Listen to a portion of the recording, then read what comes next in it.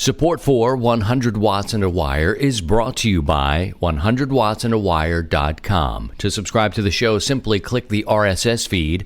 While you're there, apply for your free 100 Watts ID and learn how you can help make 100 Watts and a Wire listener supported.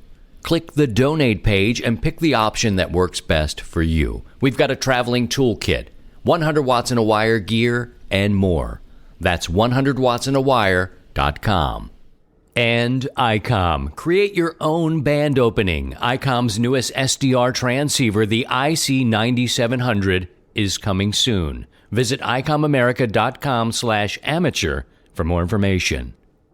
And LDG. An LDG automatic tuner between your transmitter and antenna will match impedances and ensure maximum power output while protecting your finals from damage due to reflected RF. To learn more, visit ldgelectronics.com. Hey!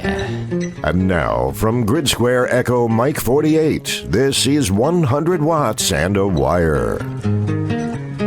Yes, sir. Hello, everyone. It's Christian, Kilo Zero, Sierra Tango Hotel. Welcome to the intersection of life and amateur radio. This past weekend, what a great example.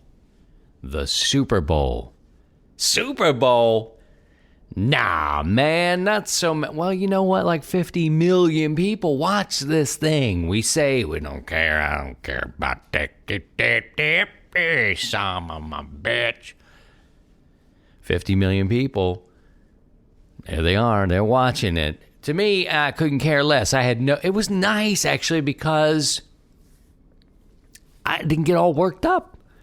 Now, if my Baltimore Ravens would have been in there, I'd have had some anxiety. I'd have been like, come on, score! Field goals!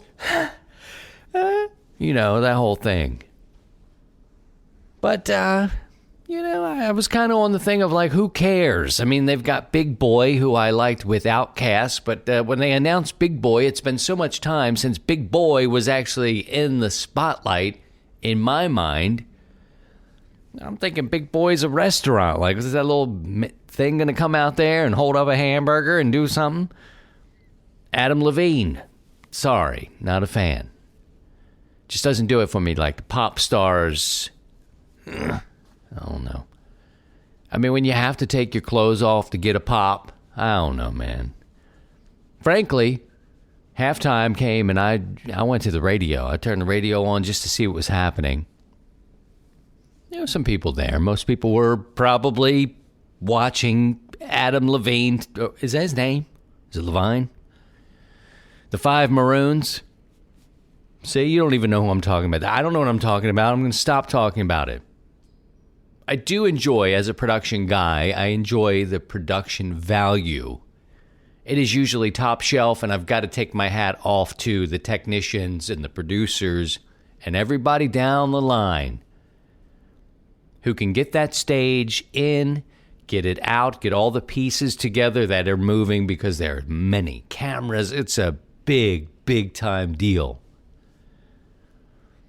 So I like to watch that, and I tip my hat always to the way they pull that off. And it's a long and boring halftime sometimes, but the production crew needs that. To them, that's not a lot of time to flip something around that big. I mean, it's amazing. Big respect to them. The performances, it's questionable. Do you like that sort of thing? I don't know. In terms of the commercials now, I like the EMS commercials, where they were putting over first responders. I like that a lot. And I think that's important. We need to make that something, these high-paid athletes. No matter what kind of money you make, I'm all for it. And the NFL seems to have some of the worst contracts in professional sports. Non-guarantees, that sort of thing. These guys get out of football with a 4-year career. They're not even 30 years old. How do they make money? They've spent all the money. That's a whole different rant. But anyway, the contracts in the NFL, we think, compared to normal folks, are amazing. When you're getting hit by these guys like bullets and trucks, it's a short career. Anyway, so we glorify these guys. We put them over the top. Oh, man, yeah, just so cool, rah-rah. The rock stars, oh, it's so cool. EMS folks save people's lives. I was pleased and happy to see that first responders actually got a little love. It's important stuff. Show a new generation that, you know what? If nothing else, even if you don't go into this career, be grateful. It may save your life. So there you go. That's my recap of the Super Bowl of who cares. Don't even know what the number is. At 50, 51, doesn't matter. If the Ravens get there next year, I'll be watching again. It's more of a family thing. It's a get-together. It's a 7-layer dip, in the chip. I've written a song about this. It's a gathering. It's a Sunday, which are, for me, sacred times. Chip, dip, chip, dip. You know, it's a whole deal. Get together, me and my girls sit around, puppy bowling it up. The kittens have made an entrance into the you know, we kind of look at the kittens like, a bunch of lazy, laying around on their backs, flap. But the puppies, man, always big in the house. And then flipped it on. I felt like the game came on actually earlier this year. We watched the Puppy Bowl, turned the Puppy Bowl off at 6 o'clock Central Time. The game was on. I missed almost a quarter of it. Again, who cared? Tell you what, though, we had some great weather. I'm going to take a quick break here and come back and tell you what I did during Super Bowl Sunday. We'll talk about that next. You're listening to 100 Watts and a Wire.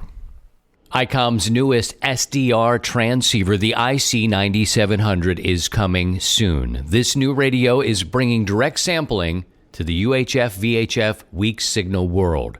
The IC9700 all-mode transceiver is loaded with innovative features such as dedicated amateur satellite operation, a color touchscreen, D-Star capability, RF direct sampling on 2-meter and 70-centimeter bands, dual independent receivers capable of full duplex operation, as well as dual watch, and 100 watts max output power on 2 meters, 75 watts on 70 centimeters, and 10 watts max on 1.2 gigahertz. Visit icomamerica.com/amateur for more information on all ICOM radios. LDG Electronics provides state-of-the-art antenna tuners for every amateur need, from QRP to QRO, fixed station, portable and remote, matching your audio to your antenna using our lightning-fast proprietary tuning algorithms. LDG is a family-owned and operated company dedicated to bringing innovative, quality products to the amateur market. Our focus is on anticipating and meeting our customers' needs and providing them with world-class support as they install and use our products. All LDG products carry a full 2-year warranty that is fully transferable when you sell it, with no paperwork required. Support is only a phone call or email away. We're always here to help you. Visit us on the web at ldgelectronics.com. It's Christian. Kilo Zero, sweeter than honey.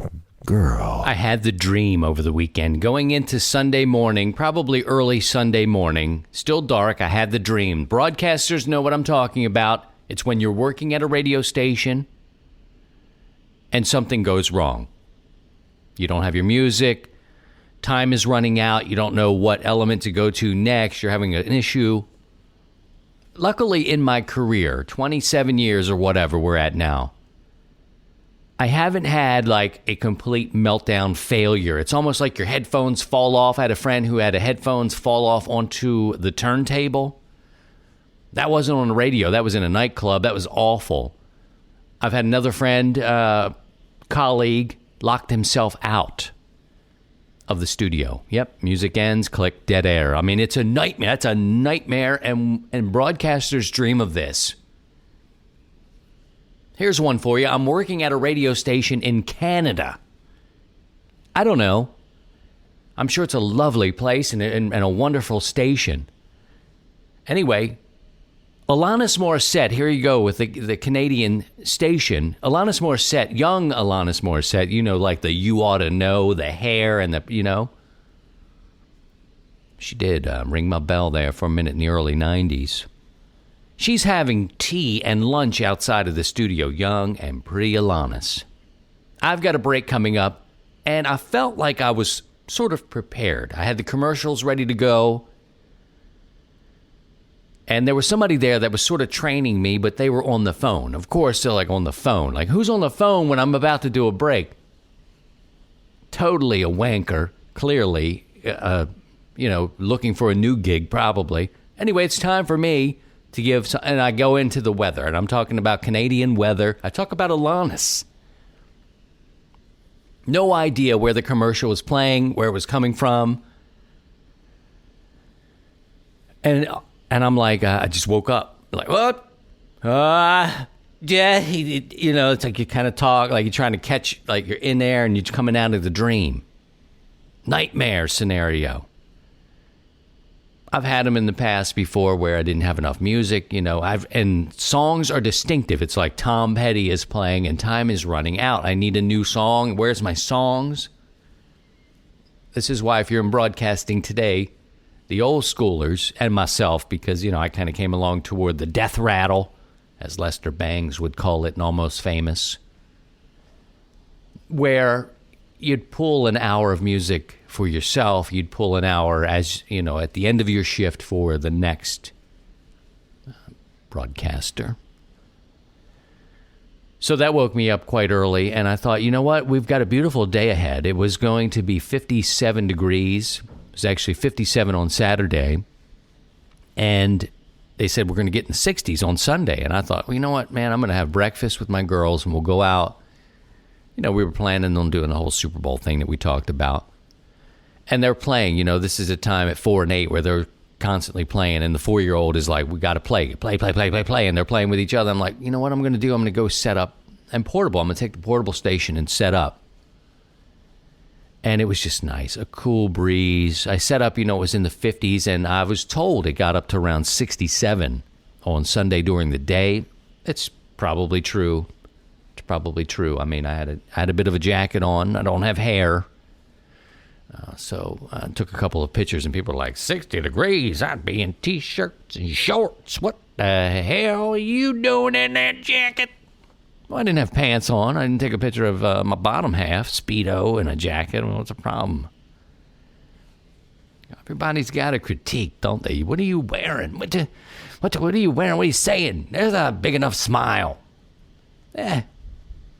Busy. I'm smiling on the inside in my heart.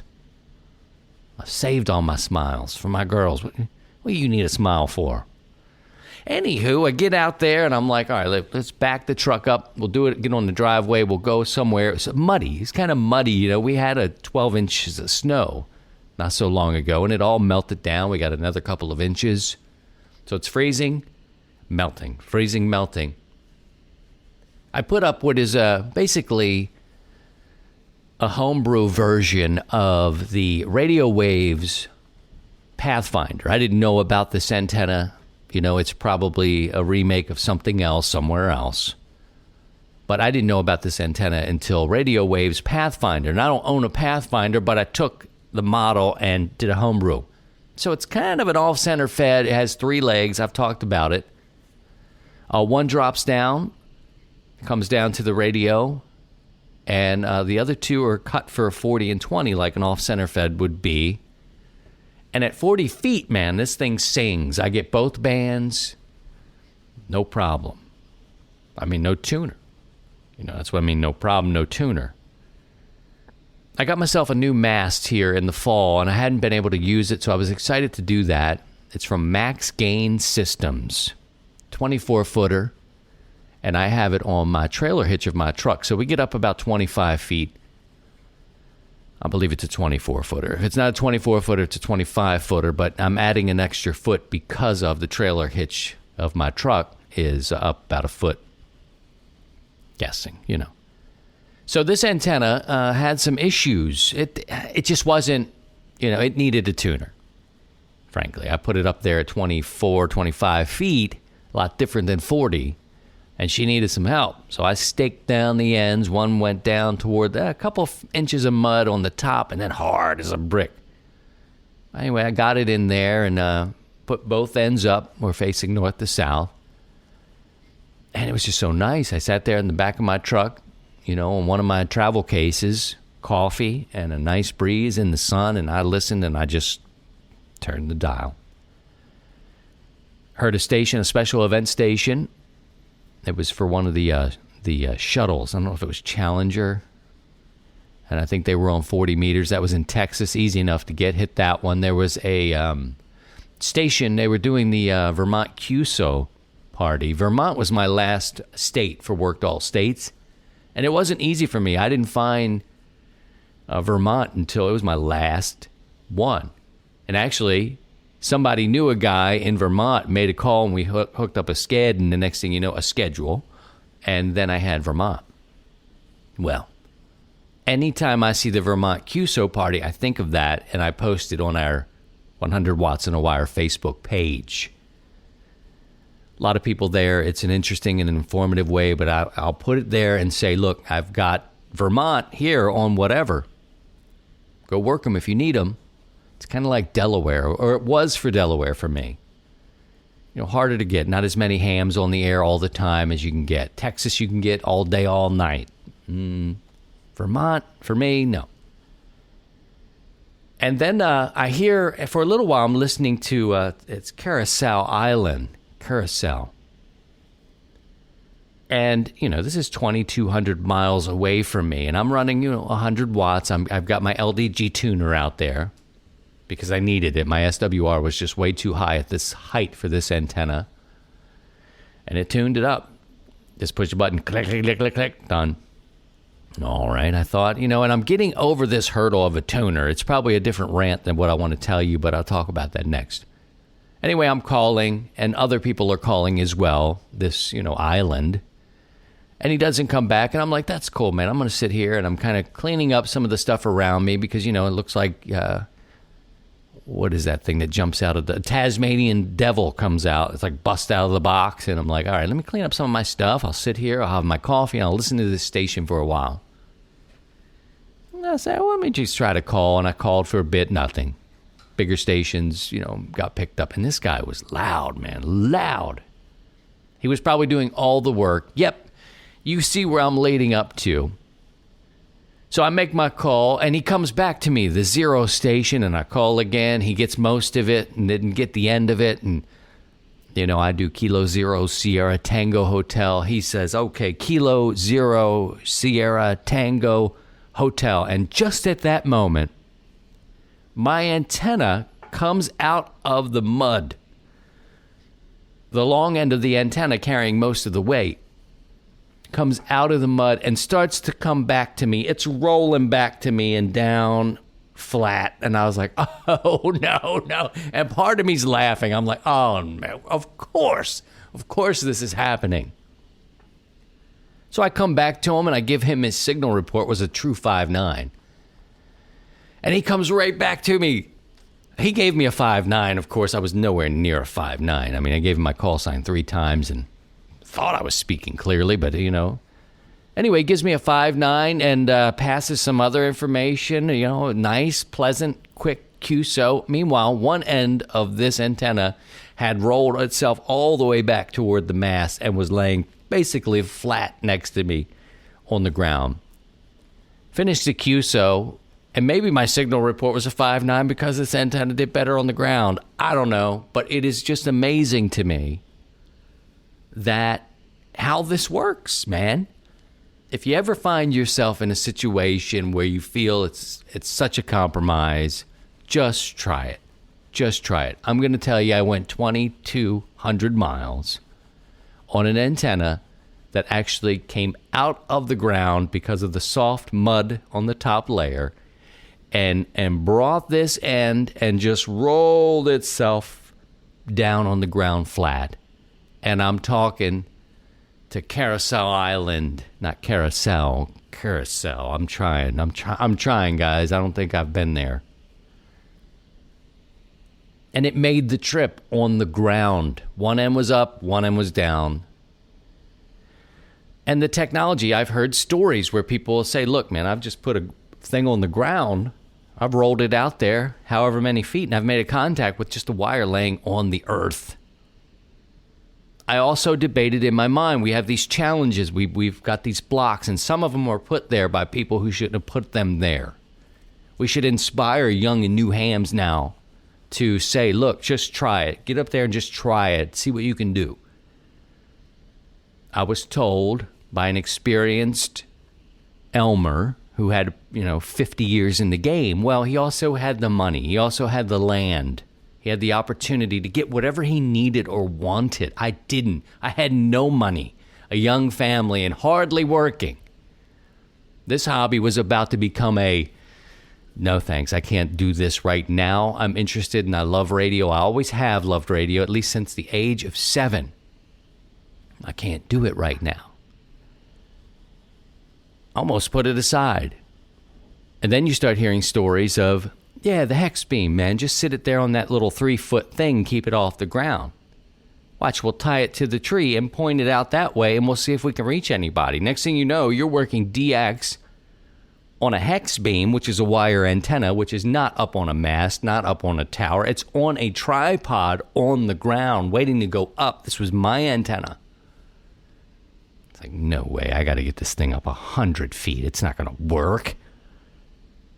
It ended up getting up to 30 feet. Now it's back down to about 20-ish for repairs. But as I was going to put this antenna up into the sky, it needed to wait. You had to build the antenna down low, and it was on a 3-foot tripod that you would find up on your roof, supporting your television antenna, those kind of things. You bang them into the roof, that sort of deal. 3 foot, turn it, point it that way, tie it to a tree so it doesn't tip over, and then you're making contacts. Ridiculous. It is some of the coolest thing, and it just reminds me, just try it.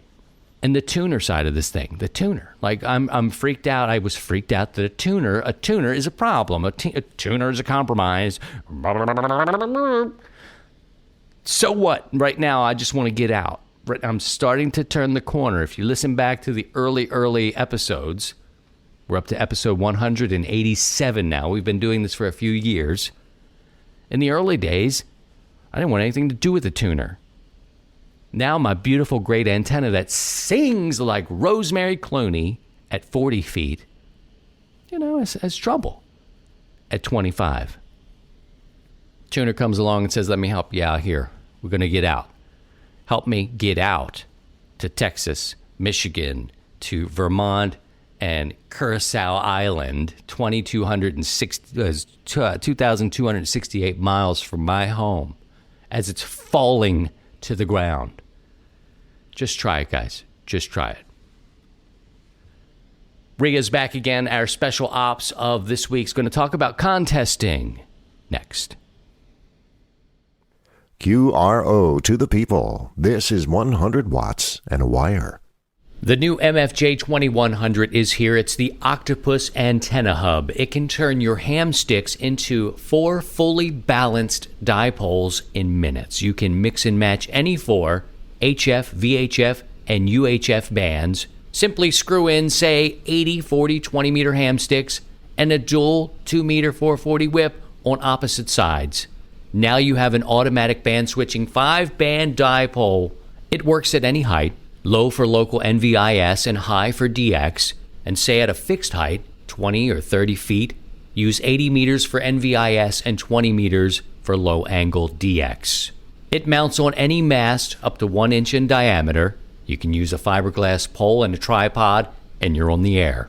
It's perfect for casual, portable operation, or if you have limited space, HOAs, you can take it to field day or camping. It has a single coax feed with a built-in ballon. And what's more, your ham sticks break down to 4 feet for easy storage. Visit mfjenterprises.com for more information about the Octopus Antenna Base, the MFJ 2100. That's mfjenterprises.com. And Max Gain Systems, your source for fiberglass tube and rod, the perfect material for push-up mast, antenna building, and support projects. RF connectors and adapters. Highest quality at lowest prices. Visit them online at mgs4u.com. That's Mike, Golf, Sugar, the number 4, the U.com. This is 100 watts and a wire. Our special ops segment will continue this week. Rhea, N2RJ, is a contesting veteran, a decorated champion. She's back this week to tell us more about setting goals in contesting. The first thing I thought about as a contester was what I wanted to accomplish in a particular contest. Actually, I didn't, but I figured I would just give out points and have some fun. So essentially, I was just winging it, but I did pretty well. Over time, I set measurable goals for myself and often met or exceeded them. So today we're going to talk about goals. Not the football or hockey kind, but goals you set for yourself in contesting.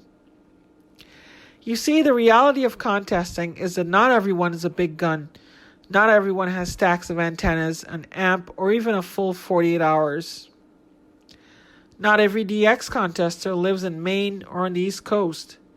Not every domestic contester lives out in the middle of the U.S. So we make do with what we have and our own unique situations. And that's totally fine. You see, you don't have to compete with the big guns. No, you won't always or even sometimes win pretty plaques or place in the top 10. But you can compete against your regional peers, or you can seek to improve your own scores. That's because often the fiercest competitor you will ever face is yourself. So going back to when I started, the first time I scored over 100,000 points in a DX contest, I was thrilled beyond belief. Then I tried for more the next go-around. Year over year, I figured I would push myself harder to increase my scores, and actually did pay off. I figured out how to make the most of my time. I learned propagation, I improved my station, and I figured out other little things like sleep strategy and which bands to operate on for the most points. So now I've gone from a few 100,000 to several million in a contest, and I do this quite easily. And I do this with relatively small station compared to many big contesters. But the real fun happened when I joined a contest club. Well, the club kind of joined me. You see, I posted my scores online on the 3830 list. Then Glenn, K3 Papa Papa, was like, gee, this N2RJ made 800 QSOs on 20 meters. That's pretty amazing. So I ended up being recruited. And a couple meetings later and a secret handshake, I was in. And this is yet another place where you can compete with a club. Many contests offer the ability to pool scores with the club and vie for a club title. And often this is the most fun. The run-up to a major contest is often filled with calls for members to occupy seats in their own stations or in multi-operator stations. You get to operate big stations, or you get to play from home and make a meaningful contribution. My contest club even has an awards program for its members. I even won a Most Improved plaque last year. The club also is a good place to get mentoring. You see, they help you with your station setup because they want the points. You'll find many people with a deep and broad knowledge of the sport of amateur radio, and they're more than willing to help you. There are people who know the latest rigs, the best antennas, and how to get the most out of your contesting setup. So why not join a club? A lot of them, I found, are the best places to have ham radio camaraderie, even if you're not seriously into contesting. And who knows, you might end up liking it. But even if you don't have a club, find some friends. Friendly rivalry is often good. I've done that sometimes. Sometimes I challenge a friend or a friend challenges me and we'll go at it. And sometimes I win, sometimes I get beaten so badly. But hey, it's all part of the game. So really, there is more than one way to play. And most of all, don't forget to have fun. To me, that's the best part of contesting. Without fun, it wouldn't be worth it. And if I didn't have fun, I wouldn't win. For 100 watts in a wire, this is Rhea Jaram, N2RJ. My thanks to Rhea. Join us again next week for a special ops segment. Neil returns to teach us about the next generation of amateur radio operators.